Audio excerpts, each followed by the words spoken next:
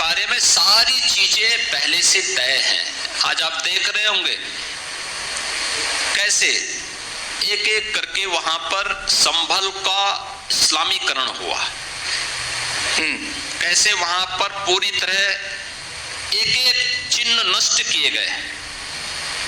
हिंदू विरासत से, सनातन धर्म की विरासत से जुड़े हुए स्थलों को कैसे नष्ट किया गया, ताला बंद कर दिया गया, कुएं पाट दिए गए, बावड़ियां पाट करके घर बना दिए गए, सब कुछ कर दिया, कंक्रीट लगा दी गई।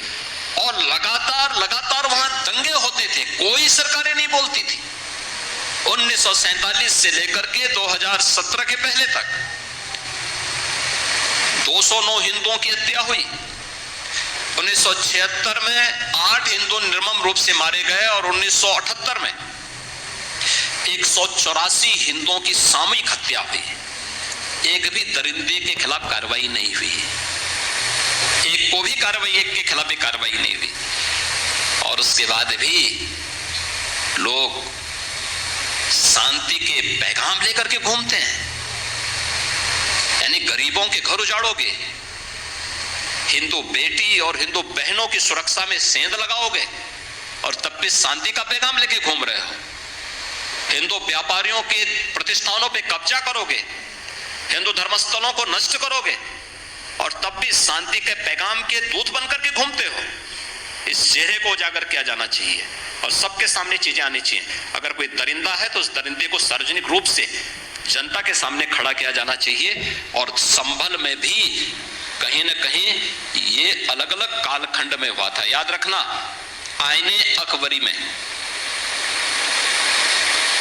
इस बात का उल्लेख है। मीर बाकी ने, यानी मैंने पुराणों की बात तो कही जी, ये तो आईने अकबरी हमने नहीं लिखी, अकबर के समय का ग्रंथ है, बाबर के खानदान का या उनका एक नया शासक था, उसने इस बात का उल्लेख किया कि 1526 में मीर बाकी, ये वही दरिंदा है जिसने अयोध्या में राम जन्मभूमि के मंदिर को अपवित्र किया था 1528 में। और 1526 में संभल में श्री हरि विष्णु के 10वें अवतार से जुड़ा हुआ श्री हरि का जो मंदिर है, उस मंदिर को तोड़ करके उसके ऊपर एक मस्जिद नुमा ढांचा खड़ा करने का काम किया था। मैं पूछना चाहता हूं, इनके पास 500 वर्षों से अधिक का इतिहास नहीं, और मैं कहता हूं मेरे पास 5000 वर्ष से पुराना इतिहास है। मैं प्रमाण दे रहा हूं।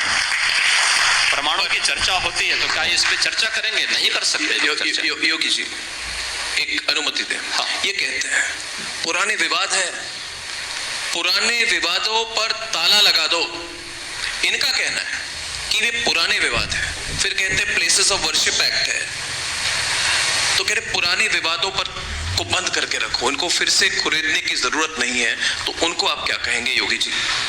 देखिए, पुराना जख्म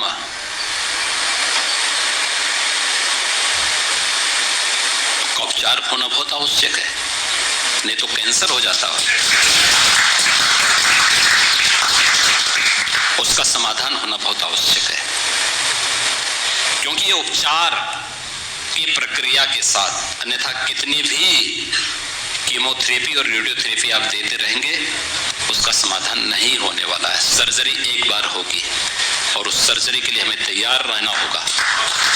सर्जरी थोड़ा कितना भी बड़ा क्यों ना हो, अगर एक बार कायदे से सर्जरी हो जाएगी तो नए सिरे से फिर वह आगे बढ़ेगा।